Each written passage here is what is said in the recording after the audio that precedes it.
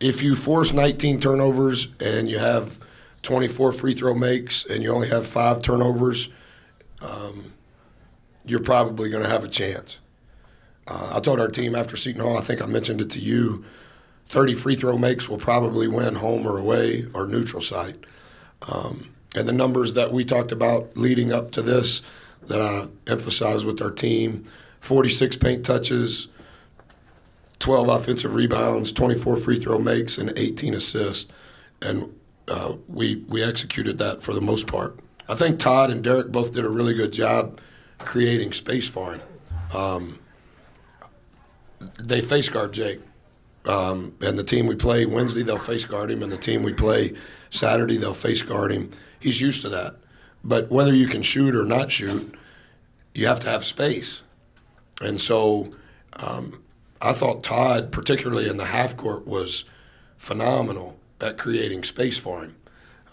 And I thought Derek in transition was as good as he's ever been at creating space for him.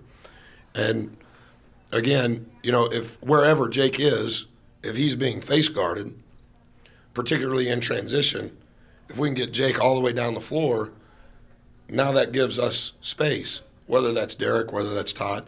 Several times Derek, we call it sequence. We don't, it's not secondary or transition. We call it sequence. And there's literally a sequence to what we're trying to accomplish. This, then that, then this. And I thought we were able to execute that as good as we have all year. And we did it even on made baskets when they were pressuring us.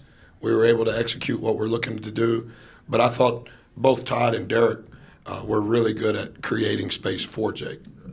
Confidence can only come from your work, true confidence. Now, you know, I can be Pollyanna and, oh, you're going to be really good, and say I don't say any of that stuff. I mean, and you know this because you've been around me enough. The stuff I tell you is the stuff I tell our guys. Sometimes it's used with a little bit different vocabulary, but I can only be who I am, and I'm not saying that that's necessarily good or bad. And I think our players can only be who they are. I'm not saying that's necessarily good or bad, but I think that our culture and what we've been, how we've built this, I believe in my heart, win or lose, it's built on the right things.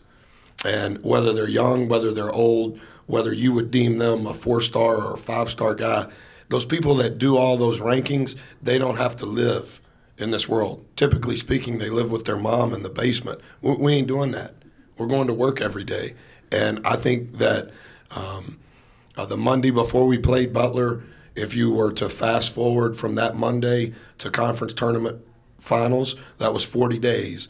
And we met. I gave them a bunch of evidence of everything that's transpired up until that meeting. And then I gave them a calendar of all of the things from that meeting till that Saturday in New York.